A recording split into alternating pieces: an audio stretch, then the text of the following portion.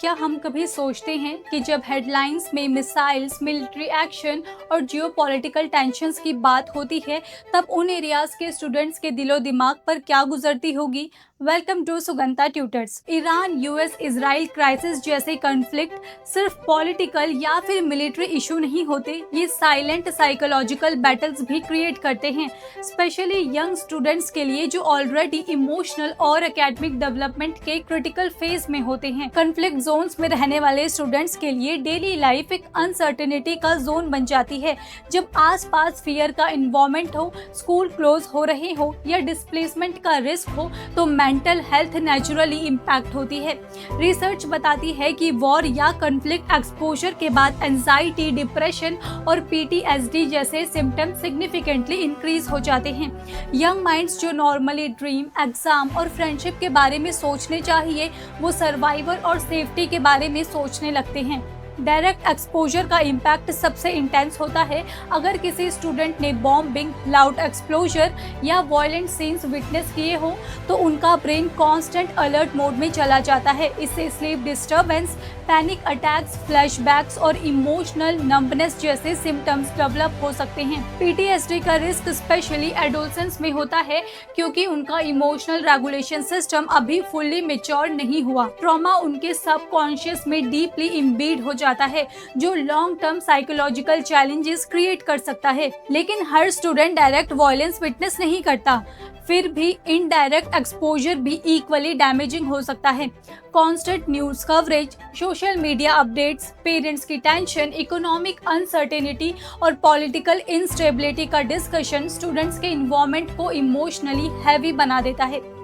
ये chronic stress gradually anxiety disorder का form ले सकता है। स्टूडेंट्स फ्यूचर को अनसर्टेन देखने लगते हैं, जो होपलेसनेस और लो मोटिवेशन क्रिएट करते हैं। कॉन्फ्लिक्ट जोन्स में एजुकेशन सिस्टम भी हैवीली डिस्टर्ब हो सकता है। स्कूल्स डैमेज हो जाते हैं, टेम्पररी शेल्टर्स में क्लासेस शिफ्ट हो जाती हैं और महीनों तक एकेडमिक इंटरप्शन हो सकता है। रूटीन का ब्रेकडाउन मेंटल हेल्थ के लिए भी हार्मफुल है, क्योंकि रूटीन स्टेबिलिटी और सेफ्टी का सिग्नल देती है। जब रूटीन खत्म हो जाए तो इनसिक्योरिटी और इमोशनल इम्बैलेंस बढ़ने लगता है। एकेडमिक परफॉर्मेंस नेचुरली डिक्लाइन करती है और स्टूडेंट्स कंसंट्रेशन इश्यूज को फेस करते हैं। एकेडमिक परफॉर्मेंस नेचुरली डिक्लाइन करती है और स्टूडेंट्स कंसंट्रेशन इश्यूज फेस करते हैं। डिस्प्लेसमेंट भी एक मेजर साइकोलॉजिकल स्ट्रेसर है। जब फैमिलीज को अपना घर छोड़ना पड़ता है, स्टूडेंट सिर्फ फिजिकल स्पेस नहीं छोड़ते, वो अपनी आइडेंटिटी, सोशल सर्कल और फैमिली के कंफर्ट को भी पीछे छोड़ देते हैं। ये लॉस उनके बिलोंगिंगनेस के सेंस को डिस्ट्रक्ट करता है। नए इन्वायरमेंट में एडजस्ट करना, न्यू स्कूल सिस्टम अडॉप्ट करना और लैंग्वेज या फिर कल्चरल बैरियर फेस करना एडिशनली एंजाइटी क्रिएट करते हैं। ईरान यूएस इजराइल क्राइसिस जैसी टेंशन्स में रीजनल इंस्टेबिलिटी का फियर न्यूक्लियर एस्केलेरेशन तक डिस्कस होता है। इस तरह की अनसर्टेनिटी एग्जिस्टेंशियल एंजाइटी क्रिएट करती है, जहां स्टूडेंट्स को लगता है कि फ्यूचर अनस्टेबल है। ये साइकोलॉजिकल बर्डन उनकी इमोशनल ग्रोथ को रिस्ट्रिक्ट करता है, उनका फोकस, सेल्फ एक्सप्रेशन और क्रिएटिविटी शिफ्ट हो जाती है। एजुकेशन और पॉलिसी मेकर्स का रोल यहाँ क्रिटिकल है।